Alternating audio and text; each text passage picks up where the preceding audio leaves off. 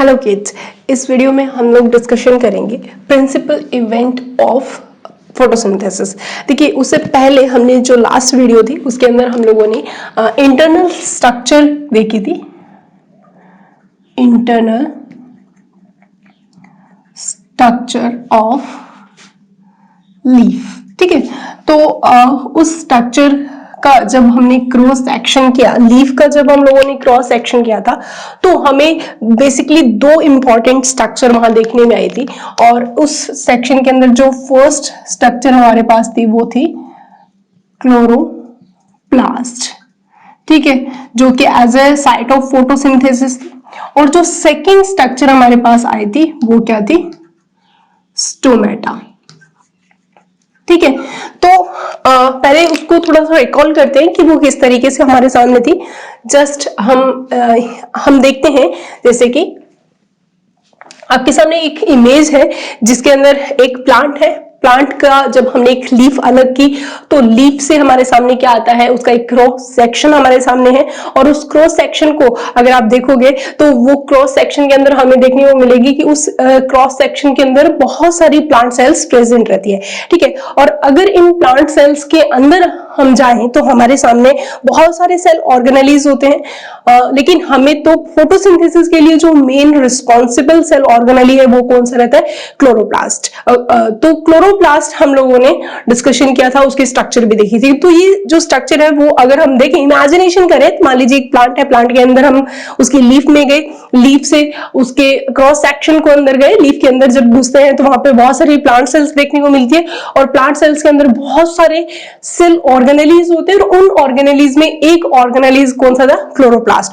Chloroplast को अगर हम बड़ा करके देखें तो हमें कुछ इस तरह की स्ट्रक्चर वहां नजर आती है, जिसके अंदर एक डबल मेम्ब्रेन, अंदर ऐसे कॉइन्स के स्टॉक लाइक स्ट्रक्चर हमें देखने को मिलती है। एक कॉइन के ऊपर दूसरा, दूसरे के ऊपर तीसरा, इस तरीके से कॉइन्स यहाँ पे रखे नजर आ रहे हैं। तो ये जो कॉइन वाली जो स्ट्रक्चर होती है इसको हम क्या बोलते हैं? ग्रेना। और जो कॉइन यहाँ पे लाइक सैक लाइक जो स्ट्रक्चर हमारे सामने रहती है उनको हम क्या बोलते हैं? थैलाकोइड बोला जाता है, ठीक है। तो इस तरह की इमेज हमारे सामने आती है। सो ये इमेज जो है आप लोगों ने देखी थी, समझी भी थी। तो बेसिकली हमारे पास यहाँ पे दो इंपॉर्टेंट स्ट्रक्चर थी जो सामने आई थी। तो हम उनमें से क्लोरोप्लास्ट के बारे में डिस्कशन कर चुके हैं। तो अब देखें कि क्लोरोप्लास्ट के अंदर हम लोगों ने क्या क्या चीज देखी थी। तो क्लोरोप्लास्ट के अंदर कुछ कुछ पॉइंट्स जो हमारे सामने आए थे कि क्लोरोप्लास्ट क्या था? साइट ऑफ फोटोसिंथेसिस है, ठीक है, पहला पॉइंट तो ये, ठीक है। दूसरा क्या था कि क्लोरोप्लास्ट जो होता है वो प्लांट सेल के अंदर न्यूक्लियस के बाद सेकंड लार्जेस्ट सेल ऑर्गेनेली है प्लांट सेल का। तो ये क्या है? लार्जेस्ट सेल ऑर्गेनेली, ठीक है। उसके बाद हम लोगों ने क्या देखा कि जो क्लोरोप्लास्ट होता है उसके अंदर बहुत सारे ऐसे मेम्ब्रेन सैक लाइक स्ट्रक्चर देखने को मिलती है, यानी कि कुछ इस तरीके से मेम्ब्रेनस सैक लाइक स्ट्रक्चर जो होती है, इस एक स्ट्रक्चर को हम क्या नाम देते हैं?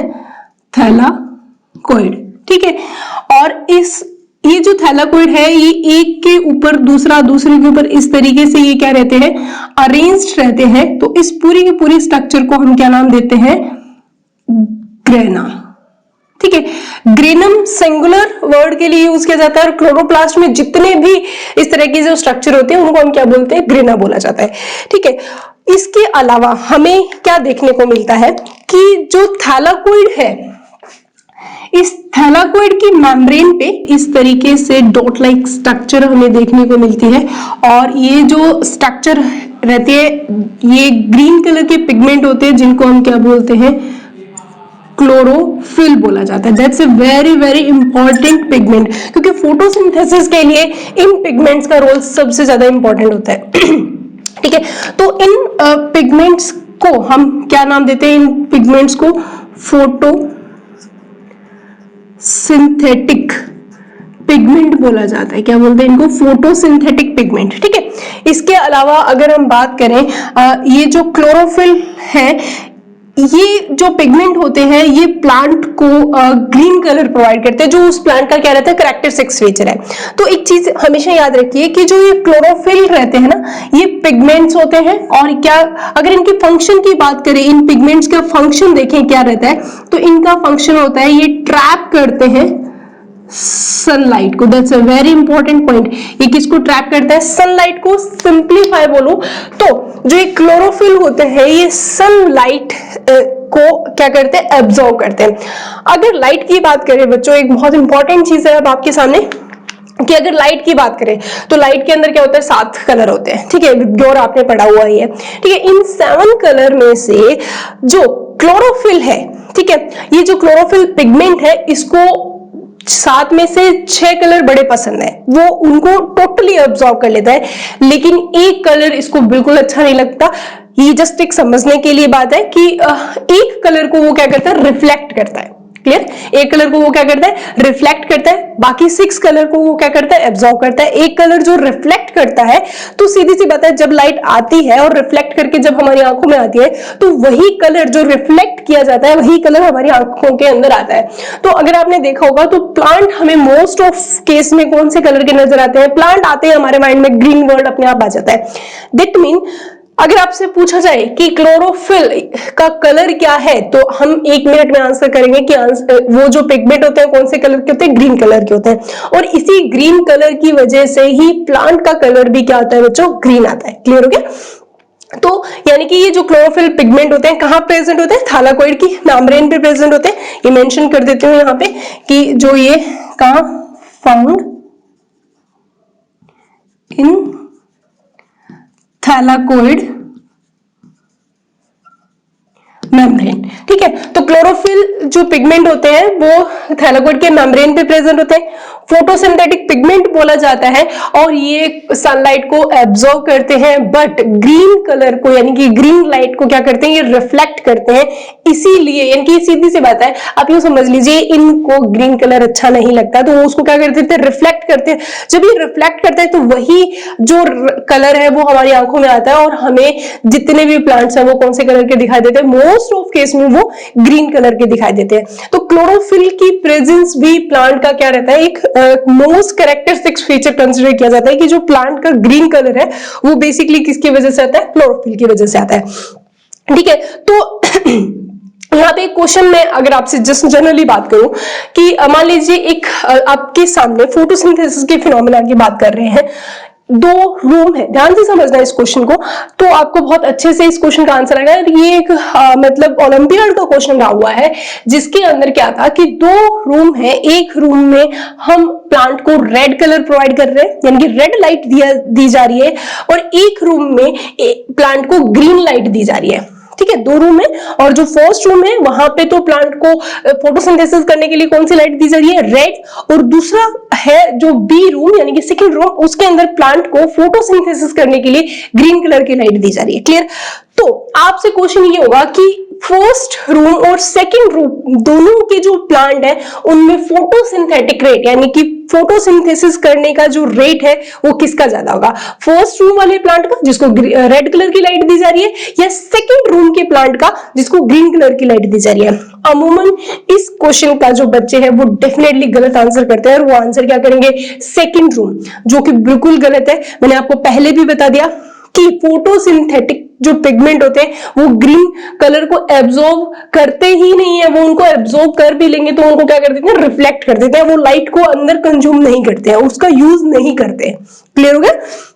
तो अगर एक प्लांट को रेड और एक प्लांट को ग्रीन दी जा रही है, तो जो रेड कलर वाला लाइट लेने वाला जो प्लांट होता है उसमें फोटोसिंथेसिस रेट क्या होगा, हाई होगा कंपैरेटिव टू ग्रीन, यानी कि ग्रीन लाइट की प्रेजेंस में प्लांट फोटोसिंथेसिस का जो रेट होगा वो डाउन होगा या न के बराबर होगा। क्लियर हो गया। इसके अलावा ये सारे इंपॉर्टेंट पॉइंट हम कहां से निकाल रहे हैं, क्लोरोप्लास्ट, और लास्ट जो हमारे पास क्लोरोप्लास्ट का पॉइंट आता है कि क्लोरोप्लास्ट के अंदर जो ये ग्रेना होते हैं, इन ग्रेना के चारों तरफ इस तरीके से जेली लाइक सब्सटेंस प्रेजेंट होता है, और इस जेली लाइक सब्सटेंस को हम क्या बोलते हैं, स्ट्रोमा वर्ड बोल दिया जाता है। ठीक है, तो इस तरह की ये हमारे बेसिक इंपॉर्टेंट पॉइंट थे क्लोरोप्लास्ट के, तो जिसमें कि क्लोरोफिल बहुत इंपॉर्टेंट बेसिक रिक्वायरमेंट में आता है, क्योंकि ये आपके क्वेश्चन में आया हुआ है, right the basic environment of photosynthesis, जिसमें CO2 आता है, वाटर आता है और सनलाइट आती है और क्लोरोफिल आता है। ठीक है, सनलाइट आप बता दोगे सन से आ रही है, ठीक है, और CO2 एनवायरनमेंट से आ रही है। ठीक है, वाटर जो है वो सॉइल से रूट एब्जॉर्ब करती है, रूट हेयर के थ्रू एब्जॉर्ब होता है और जाइलम के थ्रू वो प्लांट सेल तक पहुंचता है। क्लियर हो गया। लेकिन फिर आता है लास्ट जो फोटोसिंथेटिक रिक्वायरमेंट होती है, वो क्या होती है, क्लोरोफिल की प्रेजेंस। अब तो यही क्लियर नहीं होता कि क्लोरोफिल होता कहाँ है, तो क्लोरोफिल कहाँ होता है, प्लांट सेल की एक सेल ऑर्गेनेली है, कौन सी, क्लोरोप्लास्ट, और उस क्लोरोप्लास्ट के अंदर क्या प्रेजेंट होता है, थैलाकोइड, और थैलाकोइड की मेम्ब्रेन में क्या प्रेजेंट होता है, क्लोरोफिल पिगमेंट। तो जस्ट इमेजिनेशन, आप सिर्फ इमेजिनेशन करके देखिए कि मान लो आपको एक प्लांट का पूरा ऑब्जर्वेशन करने के लिए भेज दिया जाए, तो आप किस तरीके से इमेजिनेशन, आपने प्लांट लिया, प्लांट के अंदर लीफ, लीफ के अंदर प्लांट सेल के अंदर सेल ऑर्गेनेलीज, जिसमें कि क्लोरोप्लास्ट के अंदर घुसे, डबल मेम्ब्रेन होती है क्लोरोप्लास्ट, जो मैंने आपको पहले भी बताया था कि ये डबल मेम्ब्रेन सेल ऑर्गेनेली है। ठीक है, डबल मेम्ब्रेन सेल ऑर्गेनेली होती है, और उन दोनों मेम्ब्रेन को हटाते हो तो फिर इस तरीके से आपको स्टॉक लाइक स्ट्रक्चर देखने को मिलती है, और उनमें से एक जो रहता है वो क्या होता है, थैलाकोइड, और थैलाकोइड की मेम्ब्रेन पे इस तरीके से ग्रीन कलर के पिगमेंट्स प्रेजेंट रहते हैं, और वो क्या होते हैं, क्लोरोफिल, जिनको हम फोटोसिंथेटिक पिगमेंट के नाम से भी जानते हैं। तो ये हमारी बेसिक इंफॉर्मेशन थी। अभी तक हम लोगों ने फोटोसिंथेसिस नहीं किया है बच्चों, अभी तक हम उसकी इंटरनल स्ट्रक्चर के बारे में ही बात कर रहे हैं। ठीक है, अब हम देखें आगे कि स्टोमेटा की इंटरनल स्ट्रक्चर की बात चल रही थी, तो सेकंड हमारे पास क्या आता है, स्टोमेटा आता है। ठीक है, तो जो ये स्टोमेटा रहता है, इसके अंदर हम लोग क्या करते हैं कि स्टोमेटा क्या होते हैं, पहले तो ये देखते हैं। स्टोमेटा जो होते हैं वो टिनी पोर्स होते हैं, टिनी पोर्स होते हैं, और कहां प्रेजेंट होते हैं, अगर इनकी प्रेजेंस की बात करें तो ये फाउंड ऑन एपिडर्मल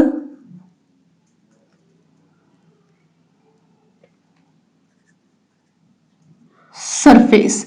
ठीक है, जो लीफ की एपिडर्मल सरफेस होती है वहां पे प्रेजेंट होते हैं। दूसरा, इनके नंबर की बात करें, स्टोमेटा के नंबर, तो स्टोमेटा के नंबर जो होते हैं वो लीफ की जो अपर साइड होती है वहां पे तो ये क्या होते हैं, कम होते हैं, जबकि लीफ की जो लोअर साइड होती है, मोस्ट ऑफ इस लीफ के अंदर इनका अमाउंट क्या होता है, ज्यादा होता है। ठीक है, तो ये चीज क्लियर होगी। स्टोमेटा क्या है, छोटे छोटे पोर्स होते हैं, कहां प्रेजेंट होता है, जो लीफ की अगर हम देखें, ये हमारे पास इस तरीके से लीफ है, तो लीफ की जो एपिडर्मल सरफेस है वहां पे प्रेजेंट होते हैं, उसकी अपर सरफेस पे तो कम होते हैं, लोअर सरफेस पे जो स्टोमेटा का नंबर होता है वो ज्यादा होता है। स्टोमेटा का फंक्शन अगर हम देखें तो दो इंपॉर्टेंट फंक्शन परफॉर्म करता है स्टोमेटा, यानी कि मैं यहाँ पे लिख देती हूँ पहले फंक्शन। ठीक है, और अगर हम स्टोमेटा के फंक्शन की बात करें तो स्टोमेटा का जो फर्स्ट फंक्शन होता है, ये हेल्प करते हैं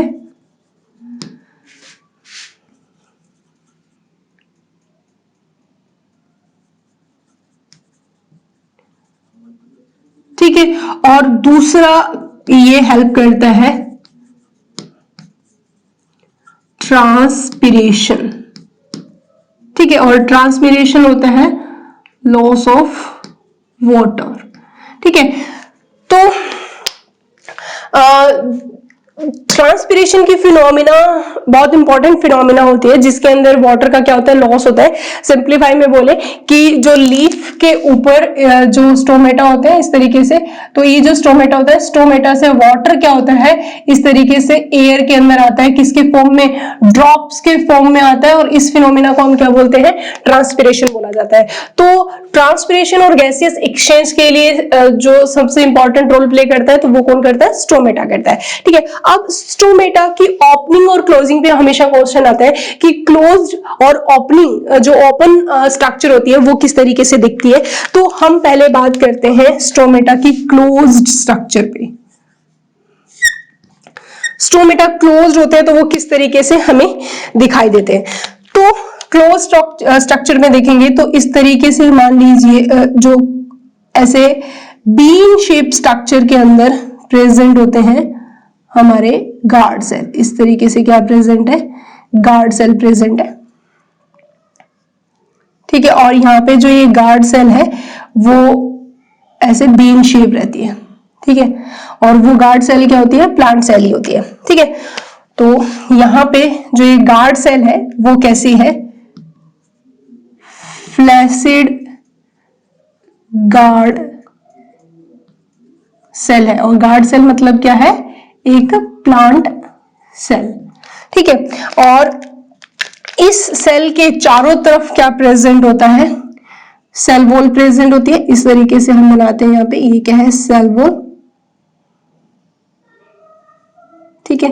ये क्या है, सेल वॉल, ठीक। और इस गार्ड सेल के चारों तरफ क्या प्रेजेंट होती है, एपिडर्मल सेल्स प्रेजेंट रहती है। ये होती है एपिडर्मल सेल्स, इस तरीके से, ठीक है। और यहां पे जो ये बीच में एक कैविटी हमें सामने नजर आती है, ये क्या होती है, स्टोमेटल कैविटी, ठीक है। और ये स्टोमेटल कैविटी क्या है, यहाँ पे क्लोज्ड है, बंद है, क्योंकि यहाँ पे फ्लैसिड क्या है, फ्लैसिड का मतलब होता है पिचकी हुई, ठीक है। बहुत ही मतलब इस तरीके से श्रिंक्ड क्या है, गार्ड सेल है, ठीक। तो ऐसे केस के अंदर जो स्टोमेटा हमें किस तरीके से दिखाई देता है, क्लोज दिखता है। अगर स्टोमेटा की गार्ड सेल की बात करें तो यहाँ पे साइड में क्या प्रेजेंट होता है, ये क्या है, न्यूक्लियस, ठीक है। और एक बड़ी सी यहाँ पे प्लांट सेल है तो वैक्यूल प्रेजेंट होती है, ये क्या है,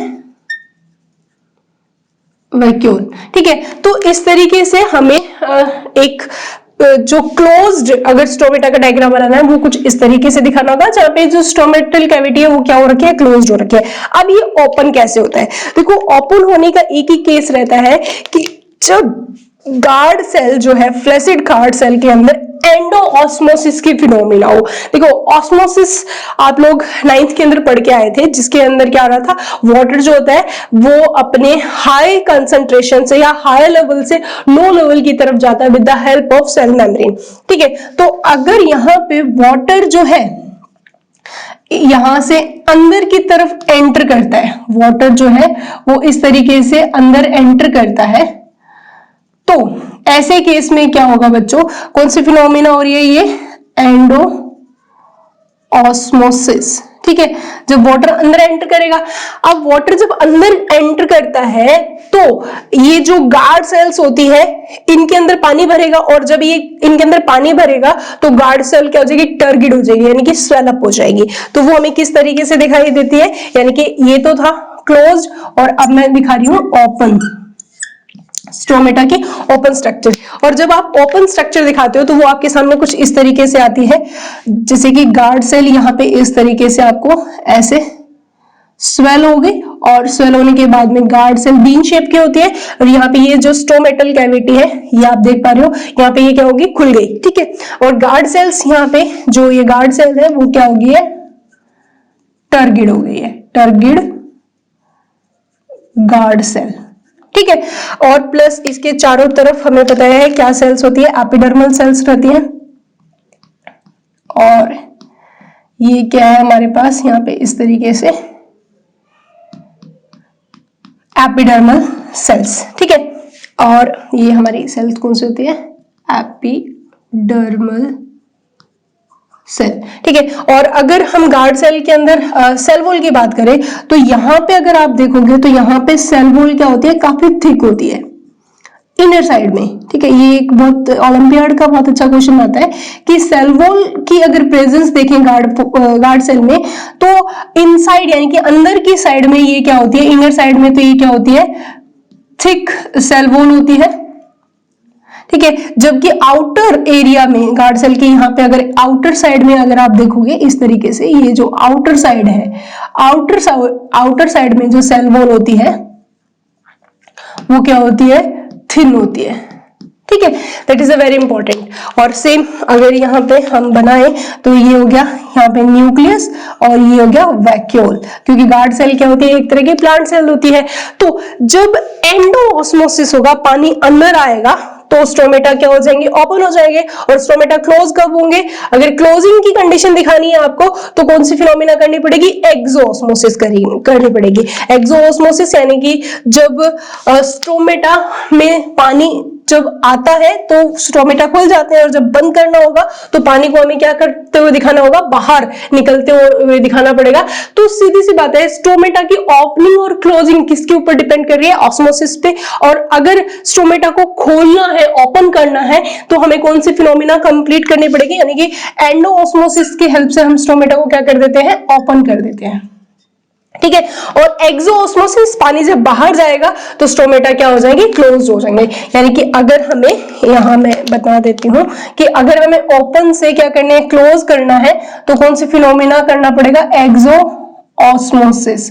कौन सी फिनोमिना करनी पड़ेगी, एक्सोऑस्मोसिस। तो अगर आपसे पूछा जाए कि जो स्टोमेटा की ओपनिंग एंड क्लोजिंग किस पे डिपेंड करती है, तो ऑस्मोसिस की फिनोमिना पे डिपेंड करती है। यानी कि जब कोई फ्लैसिड गार्ड सेल के अंदर एंडोऑस्मोसिस की फिनोमिना होती है तो स्टोमेटा क्या होते हैं बच्चों, खुल जाते हैं।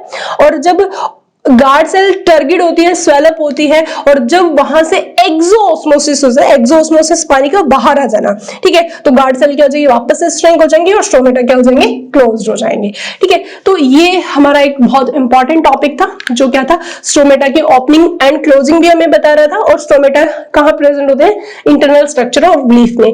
तो ये हमारा पूरा का पूरा टॉपिक क्लियर हो चुका है, जिसके अंदर हमने बेसिक रिक्वायरमेंट्स जो थी वो भी समझ ली है, इंटरनल स्ट्रक्चर भी देख लिया, और स्टोमेटा का ओपनिंग एंड क्लोजिंग सिस्टम भी देख लिया है, ठीक है।